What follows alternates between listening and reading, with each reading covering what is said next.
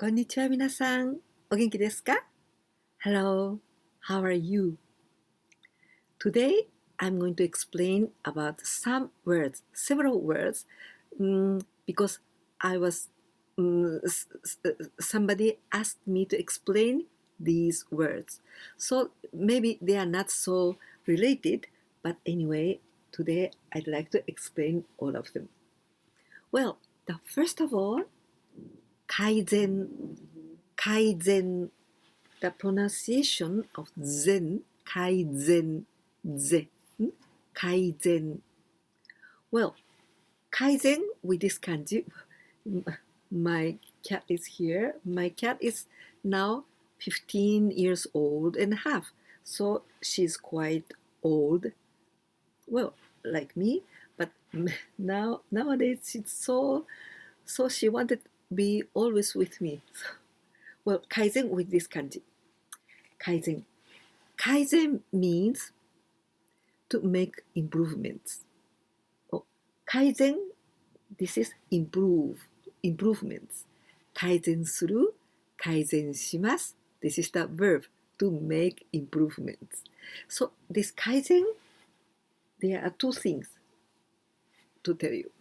Well, the first, you must find out which part is not it's not so perfect.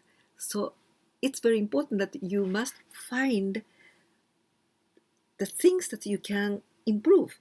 So this part is not so correct, or this part is not so perfect as I would like to. So the first, it's important you must find out the place or the things that you can improve. Then you try to improve yourself. That is Kaizen. So two things. The first, to find out the place or the things that you would like to, you are not so satisfied yet. Then the second part, you try to improve it. So this is Kaizen. Very beautiful, Kaizen. The next word is Jumbi Taiso. Jumbi Taiso. Have you heard it? Jumbi.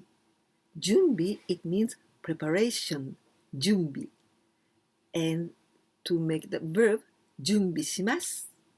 To prepare. Jumbi suru. Prepare. Jumbi. Taiso, this is exercise, physical exercise. Because Tai, this is body, karada, body. So it comes from ayatsuru, how to manage, manipulate our body. So Taiso, this is physical exercise. Jumbi Taiso, so it is warming up. This is Jumbi Taiso. In Japan, we are very getting used to do Jumbi Taiso almost every time before doing some exercises. Because at school, we learned lots of Jumbi Taiso, and so I think Japanese people do lots of Jumbi Taiso, maybe more than here. Well, this Jumbi Taiso don't have to be very long time, even 5 minutes or just around 5 minutes or 10 minutes like that. It can be very short, but it's very important to prevent injuries or to maintain your body flexible. So Jumbi Taiso. And I remember when I was at school, we did Taiso, physical exercise, before classes. So but every student at school, we were together. Then we did this Jumbi Taiso or Taiso. And also in the summer vacation, we got together with other students. We did Taiso very early in the morning. I think it was about 6 o'clock in the morning.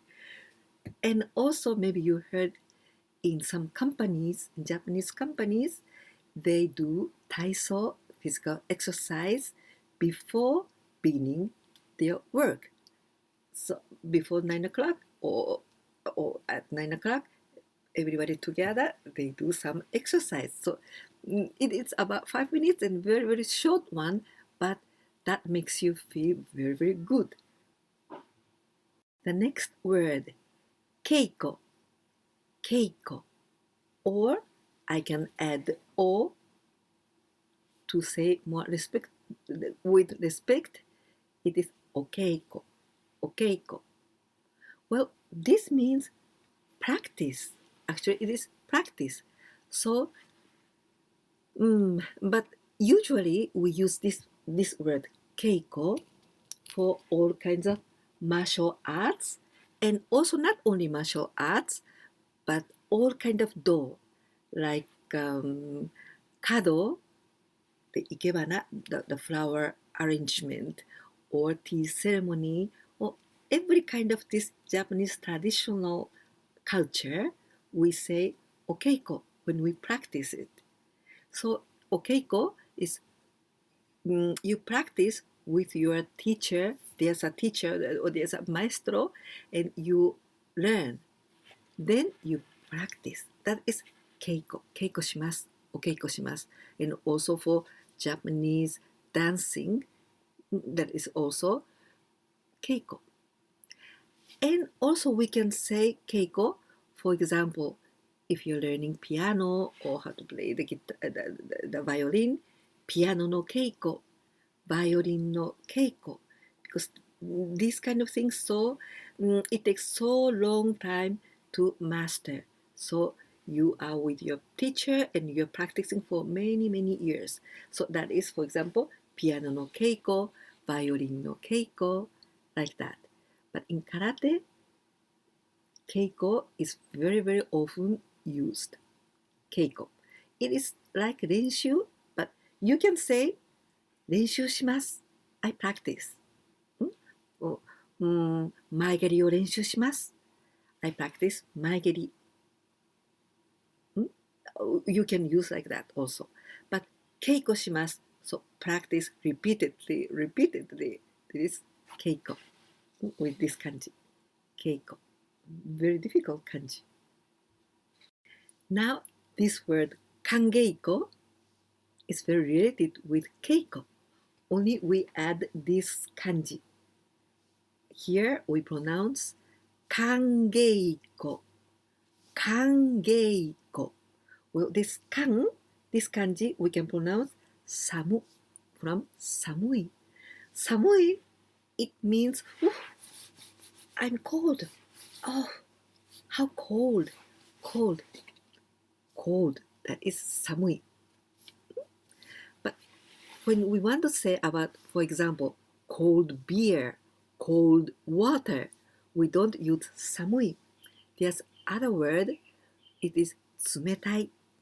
Tsumetai, it's something that we can touch. For example, the cold beer, we can touch. So, 冷たいビール、冷たい水, cold water, and even 冷たい手, when if I've got very, very cold hands, 冷たい手, because I can touch 冷たい. But 寒い is the feeling of the atmosphere. The feeling I feel cold, 寒い. And so the temperature, that is 寒い. So it's different from 寒い and 冷たい, you know? So 歓迎湖 here, 歓迎湖. You know, keiko, that was practice. But here there's other word before, so we pronounce kangeiko instead of kankeiko. So, kangeiko. Do you imagine what it is? So, kangeiko is a practice, for example, practice of karate in winter time and in very, very cold weather. In that place, you practice karate. So you must, so, so it's so cold, but everybody's with, well, fight, 頑張ろう, like that. Kangeiko. So this is the keiko that you do in the winter time and in very, very cold days. Kangeiko. Now, shochu geiko. Shochu geiko. Well, this sho we can pronounce atsu from atsui. Atsui. Atsui. What? How? Hot. That is atsui. Atsui. Well, here we pronounce sho. And the second kanji is naka, inside. But we can also pronounce chu. Shochu geiko. Shochu geiko. Well, so shochu geiko, that is the keiko, the practice that you do in summertime. Very, very hot season. Well, shochu, so inside of the heat, inside of the hotness, or the heat, shochu. Well, shochu, this is the period in August, but before 15th of August, in the first part of August, that is, we used to send shochu mimai. This is the card. So we wrote, then we send to our friends, like that, shochu mimai. That was the card. But I think nowadays, people don't write anymore about this kind of letters or cards, because now there's WhatsApp, Line. In Japan, people use much more than Line. Usually they don't use WhatsApp, so we use lines. WhatsApp, lines, and emails. So maybe we don't write the cards or letters anymore. But before, we used to write shochu mimai. That was the card that we used to write before 10th of August or before 11th, 15th of August. That is shochu mimai. I think it's about before 10th of August. But shochu geiko. So it's so hard training, this shochu geiko with. Have you ever been in Japan in August or in July, August, this summertime? Well, here in Spain, it's very hot in summer. But it's so different, the hot in Spain and hot in Japan. Because hot in Japan is really, really very, very humid and hot. Because we've got the winds from the south part, from the south, and so this wind comes with comes from the Pacific Ocean. So this is very, very hot wind. Then all part of Japan, maybe except Hokkaido, but all part of Japan, Honshu, Shikoku, Kyushu, Okinawa, these parts are really, really incredibly hot. And you sweat even if you don't move. So do you imagine how hard it must be to do keiko in this weather, in this time, in summertime? Shochu geiko. I think it's much harder than kankeiko. Shochu geiko. Oh. Well, today I've finished here. Did you like this video? And if you have any questions or suggestions, you can write below this video. And if you didn't subscribe my channel yet, please subscribe my channel. And if you give me like, that makes me very happy, and you give me the power that I can continue. So please, your like and subscription. And also if you have the message too, okay? 今日もここまで見てくださって本当にどうもありがとうございます。じゃあまたね。バイバイ。